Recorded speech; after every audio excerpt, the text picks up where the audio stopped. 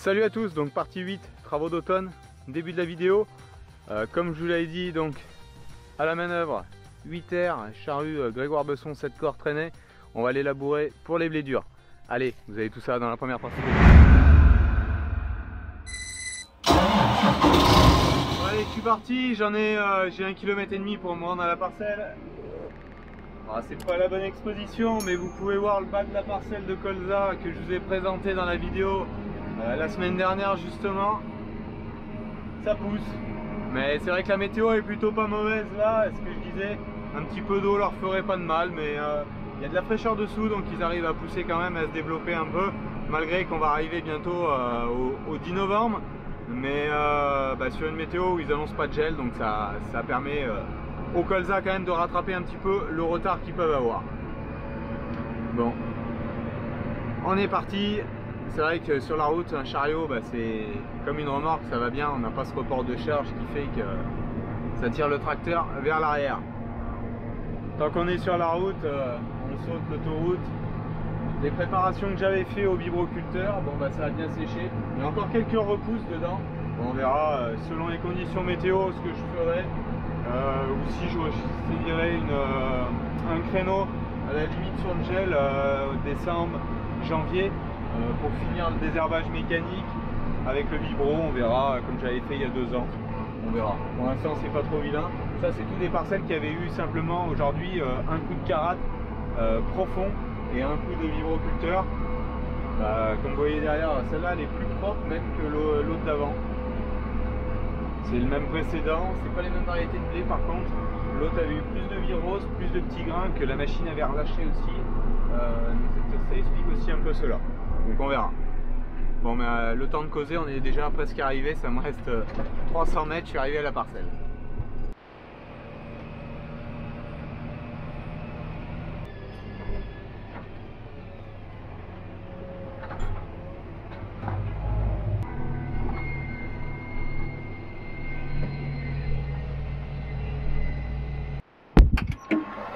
Allez, me voilà arrivé. Bon, donc j'avais broyé ce que je vous avais dit la semaine dernière. J'ai broyé avec un broyeur donc de près par Verneland.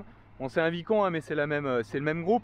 Par contre, c'est pas le même broyeur que moi j'ai acheté, mais je vous le présenterai quand il arrivera, normalement à la fin du mois, d'ici la fin du mois. Alors, vous voyez ce que j'ai fait, le broyage. Le but, c'était essentiellement, ça a couché les cannes, comme vous le voyez, c'est tout couché. Et on a broyé quand même en partie les cannes, tous les débris que vous voyez là, ça fait un peu de la mousse de l'éponge là. Donc ça permet de se dégrader un petit peu plus vite. Et là ensuite, labour. Donc pour le labour, quand on a récolté avec des plateaux sur une coupe, si on veut labourer, faut broyer parce que ça bourre dans les socles de la charrue sinon. Là vous voyez, il y a très peu de cannes, on arrive à en voir une un petit peu plus loin, de cannes qui ressortent du labour. Alors là c'est vraiment très souple derrière, c'est plutôt pas mal. Labour en bonne condition, avec du soleil dessus qui permet de faire griller, parce que vous voyez je marche à pied dedans et ça colle absolument pas aux chaussures, alors que ce matin ça aurait collé un peu. Des mottes qui fusent vraiment bien, parce que vous voyez je peux les casser à la main mais très facilement. Alors là je savais pas ce que j'allais faire, je me demandais donc labourer, peut-être passer un coup de vibroculteur, et finalement je pense que la décision ça va être assez simple, ça va être de se mettre directement au combiné dedans, quitte à se mettre un petit peu plus doucement, mais je sèmerai directement dedans. Bon vous voyez, ça fait un beau labour, c'est plan, donc ça va pas mal.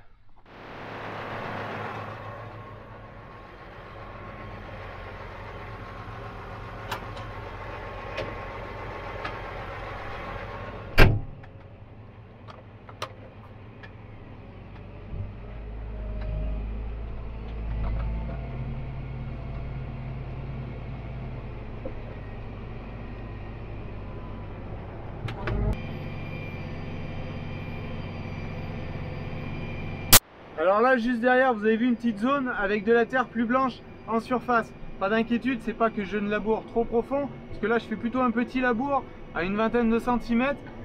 Mais ce qu'il y a, ce que je suis en train de relever, c'est que là il y a eu le passage d'une canalisation d'eau qui avait donc d'évacuation d'eau qui avait été faite lors du remembrement, où avait été levé de la terre du sous-sol pour enfouir cette canalisation, et on la ressort plus ou moins quand on travaille avec le déchômeur, avec les débris végétaux et tout. Ça marque beaucoup moins en couleur qu'avec la charrue, mais pas d'affolement.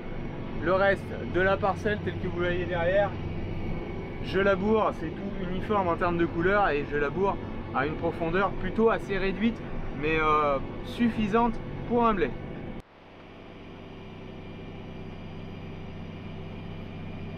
Comme vous le voyez, donc je laboure relativement vite, mais chez nous il n'y a pas de souci d'usure. Dans les argiles que l'on a là, les versoirs de charrue font à peu près une carrière, et les socles et les pointes on peut changer. C'est plus des conditions sèches à certains moments qui nous amènent de l'usure que la vitesse de travail telle que je peux l'avoir aujourd'hui. Pour certains ça paraît énorme, mais chez nous il n'y a pas vraiment de choses exceptionnelles à rouler à cette vitesse. En termes de débit de chantier instantané, là, avec 7 corps réglés en 16 pouces, je travaille en gros 2,5 hectares en instantané à l'heure, pour une conso entre 20 et 25 litres. Vous voyez, là vous avez peut-être écouté, on a une zone un petit peu plus dure, le tracteur monte à 24-25 litres, sinon je suis entre 20 et 21 litres à l'hectare.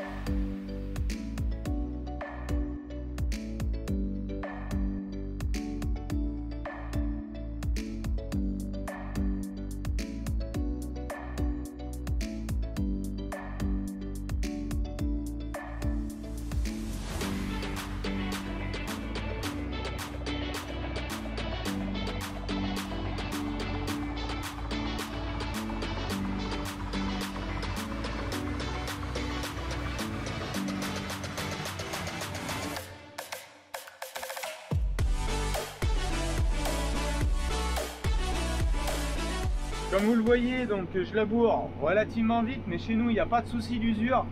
Dans les argiles que l'on a là, les versoirs de charrue font à peu près une carrière, et les socles et les pointes on peut changer. C'est plus des conditions sèches à certains moments qui nous amènent de l'usure que la vitesse de travail telle que je peux l'avoir aujourd'hui. Pour certains ça paraît énorme, mais chez nous il n'y a pas vraiment de choses exceptionnelles à rouler à cette vitesse.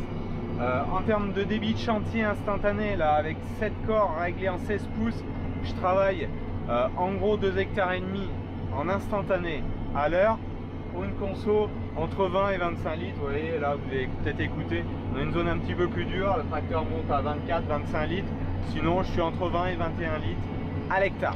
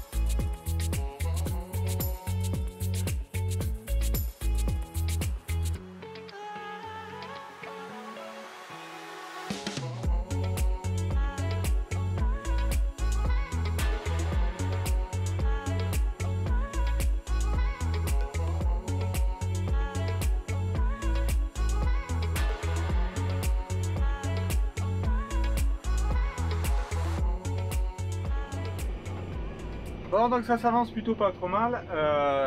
Un beau labour pour l'époque.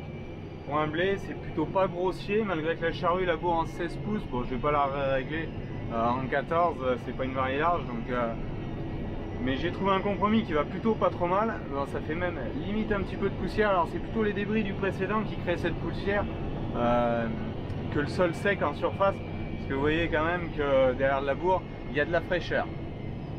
Bon, bah continuons sur cette lancée.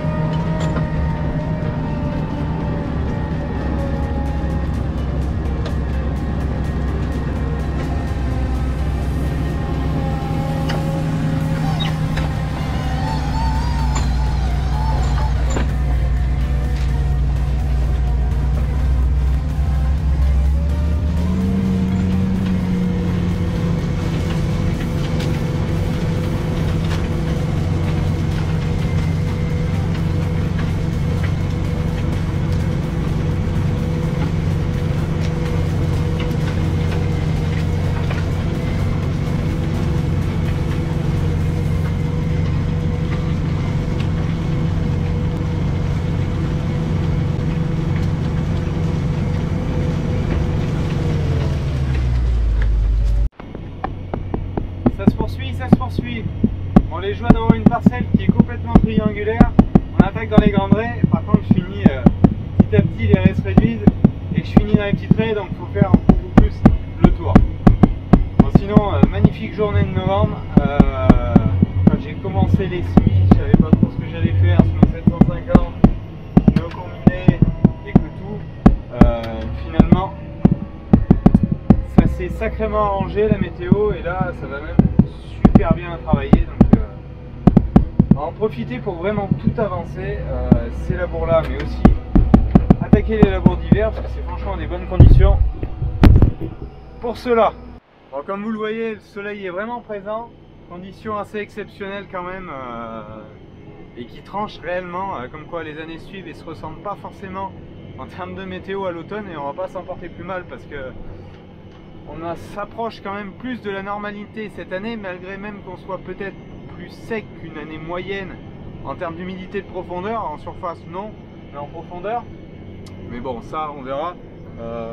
Moi j'ai mis il y a déjà quelques temps mes forages hors gel. Depuis que j'ai arrêté l'irrigation et même quand j'ai arrosé, le niveau de la nappe remontait comme au départ, comme quand j'ai attaqué au mois d'avril, comme il y a 2-3 ans, quand on a créé les forages. Pour ma part, je n'y vois pas de changement majeur de ce côté-là. C'est plus l'humidité dans le premier mètre, on va dire, qui est un petit peu moindre que d'autres fois. Bon, mais on travaille tellement bien là que on va pas s'en plaindre pour tous les travaux d'automne et avancer des travaux d'hiver également. Allez, continuons tout ça. Ça me reste encore 1,5 hectare à peu près, je pense, dans les pointes, et puis après les 2 contours, et puis ça sera terminé pour cette parcelle. Et terminé pour la préparation des blés et du blé dur en l'occurrence ici.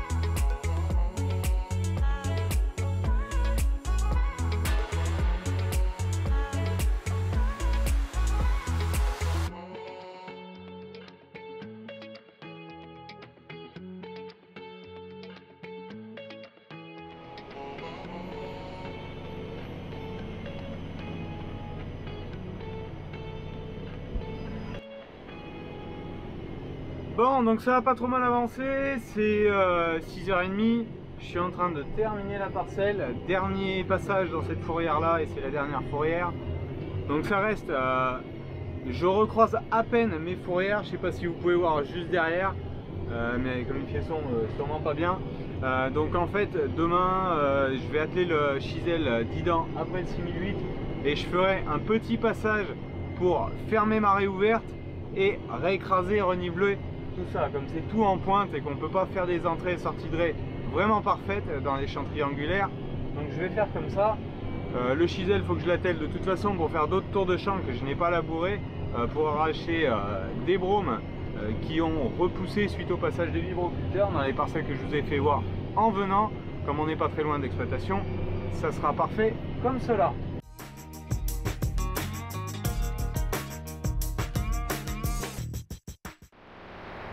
Bon, églou. Non, je suis en train de faire le plein du 8000. Toujours dans les labours, comme vous voyez derrière, j'ai changé de charrue, je suis avec la 5 corps, je suis pas au même endroit. Je suis dans les terres de fond, là justement, les gros argiles, sur le site le plus loin, en train de faire des labours d'hiver pour culture de printemps. Je vous explique un petit peu plus dans la suite de la vidéo. Qu'est-ce que je fais ici, ce que j'ai fait là ces derniers jours. C'est parti. Bon, donc comme je vous disais, je suis dans les labours derrière maïs pour tournesol l'année prochaine ici. J'ai fait une parcelle qui était en blé qui va en maïs l'année prochaine, donc qui est labourée aussi. Donc là, sol gras, plutôt pas mal gras même d'ailleurs, vu l'année, c'est étonnant. Parce que c'est pas les quantités d'eau qu'on a eu là qui ont fait, je pense, graisser à ce point là. Je pense plutôt que c'est la succession de 2 maïs, dont le dernier en direct. Donc bon. On a des conditions idéales avec, comme vous le voyez, du soleil, ça va griller dessus, ça fera énormément de bien. Et pourquoi je laboure aussi tout de suite les vulpins qui sont là, détruire tout ça. vu le pain est gras ici dans cette parcelle, c'est assez problématique. Donc je refais un labour de nettoyage ici. Et on essayera de maîtriser tout ça dans le tournesol. Normalement, dans le tournesol, ça pose pas trop de problèmes pour maîtriser.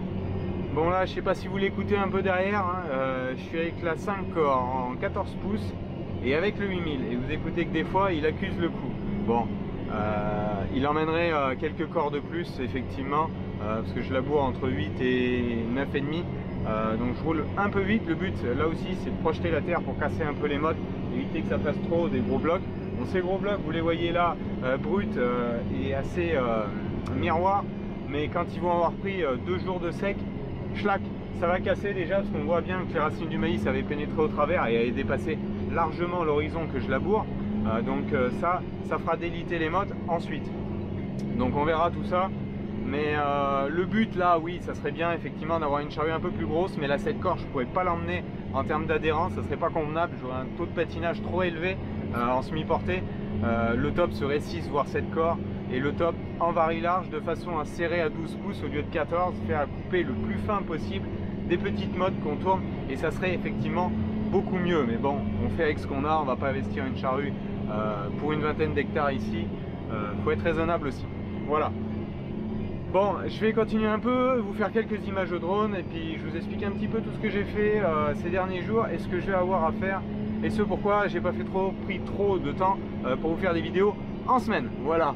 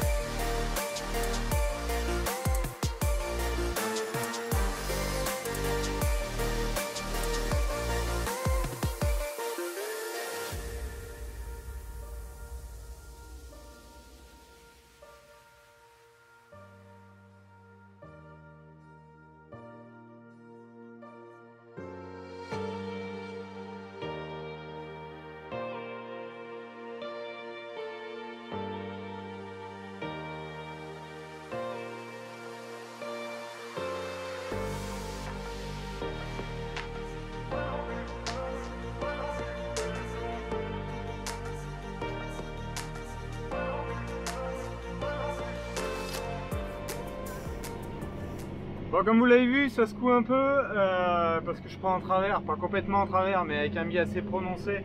Les rangs de maïs, ça enterre beaucoup mieux comme ça et ça passe mieux également dans la charrue. Comme j'ai pas pu rebroyer là aussi les résidus, ça va pas mal de cette façon-là.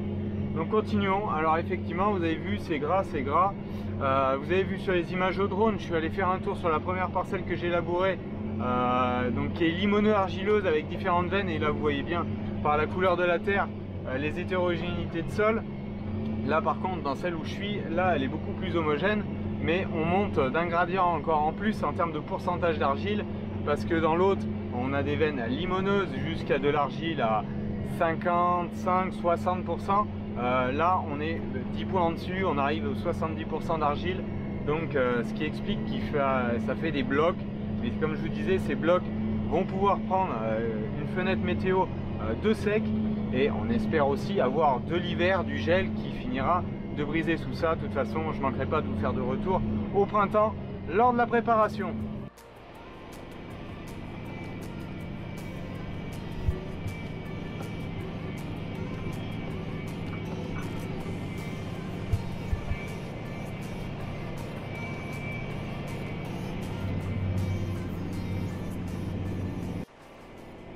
Comme vous avez vu, donc le labour, là je suis entre 30 et 35 litres à l'hectare.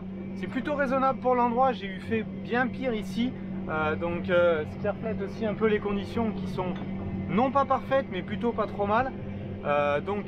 Suite à mon avis à de certaines questions qui vont me demander pourquoi un tracteur si gros, le but c'est d'avoir ici de l'adhérence. Vous avez vu, les roues du tracteur restent propres, donc la technologie des pneus fait que j'ai une bonne adhérence, il se vide bien malgré un fond de raie qui est frais. Et ici je laboure autour de 10% de patinage. Si j'avais un tracteur de plus petit gabarit, autant en gabarit qu'en puissance, je monterais un taux de patinage. Dans ces terres là au début qu'on a récupéré les terres, on avait un RS 656 avec 4 corps réglés pareil, on roulait 2 fois moins vite et on avait 2 fois plus de patinage, on montait à des taux de patinage de l'ordre de 20-25% à des moments. Donc on faisait pas du bon boulot, on cirait le fond de raie, chose qui n'est pas terrible. Moi ce que j'aimerais vraiment ici à terme, c'est, si les conditions le permettent, une charrue hors raie ferait peut-être un meilleur boulot. On n'aurait pas ce phénomène de lissage dans le fond de raie. Alors quand on est à peine 10% de patinage, ça se passe bien. Quand on monte beaucoup en dessus, là ça devient problématique. Donc voilà. Sinon dans les travaux j'ai quand même pas mal avancé, donc bon, j'ai fait quand même pas mal de labour cette semaine, ça laboure. Vous en avez pas vu beaucoup jusque là sur la chaîne, et parce que je laboure un peu moins cette année, je vais monter autour de 25% de surface labourée sur l'exploitation, donc qui explique qu'il me prend un petit peu plus de temps, mais j'en ai un peu plus par l'arrêt des betteraves, surtout à cette époque. Et là on travaille en plus dans des conditions qui sont plutôt bonnes, donc ça faut pas s'en plaindre. Sinon, surveillance sur les blés, sécuriser tout ce qui est insecticide dû au puceron, cicadelle, pour éviter tous ces phénomènes de virose que j'ai eu ces dernières années sur blé, dû par ces insectes-là. Donc ça m'a pas mal occupé, ça va m'occuper encore les jours à venir. Je vais aussi avoir du désherbage parce qu'il y a des parcelles que je voudrais tout parti, on verra, mais désherber à l'automne, ça donne une facilité au printemps, étant donné souvent les conditions climatiques avec des écarts de température au printemps. J'aimerais, si je peux, en faire une grande partie à l'automne. Donc vous verrez sûrement ça dans la vidéo de la semaine prochaine, et divers autres travaux. Il y aura encore un peu de labour à faire là, mais ça je le finirai à part. On aura le blé dur à semer parce qu'il nous annonce sûrement pour la fin de semaine prochaine des précipitations. Là par contre je vais prendre le créneau avant, si je peux, de semer ce blé dur, celui que j'avais labouré justement en début de vidéo ici. On verra tout ça la semaine prochaine. Allez, moi je vous dis bonne semaine à vous tous, vidéo un petit peu plus courte mais planning chargé. Allez, salut!